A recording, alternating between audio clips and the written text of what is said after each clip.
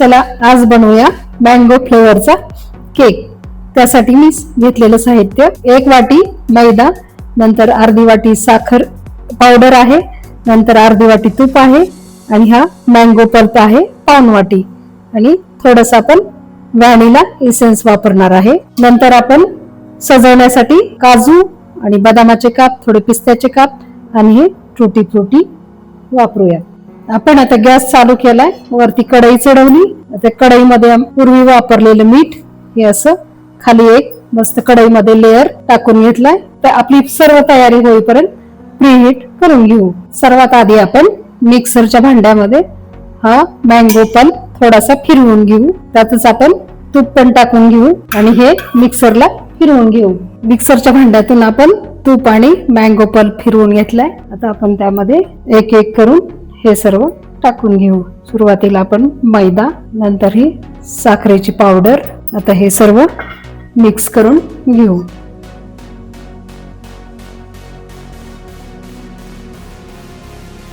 यामध्येच आपण 70 ते 80 ग्रॅम हे आपलं तेल आहे खाण्याचं, ते टाकून घेऊ। त्यातच आपण हे अगदी अर्धा कप दूध आहे ते टाकून घेऊ आणि यातच आपण व्हॅनिला इसेन्स अगदी 1-2-3 थेंब टाकून घेऊ। व्हॅनिला इसेन्स नसेल तर आपण विलायची पावडर सुद्धा टाकून घेऊ शकतो। आता हे सर्व एकजीव करून घेऊ।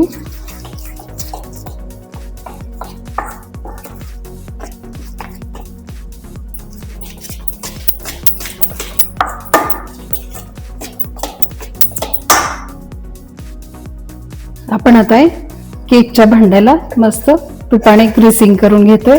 आपण आता त्यात हे भांड मांडून देऊ। कढई प्रीहीट झाली, आपण त्यामध्ये एक प्लेट मांडतोय आणि त्यावर हे आपण केकचं टीन ठेवणार आहोत।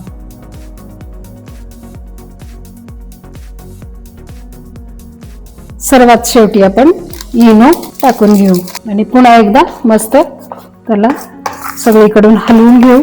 बघू शकता हे बॅटर आपलं केकचं असं तयार झालेलं आहे। बॅटर आपण केकच्या टीन मध्ये टाकून घेतलंय। आता हे वरतून आपण ड्रायफ्रुट्स मस्त टाकून घेऊ। थोडस टॅप करून घेतलंय। आता आपण याला एक 20 ते 22 मिनिट मस्त बारीक गॅसवर बेक करून घेणार आहोत।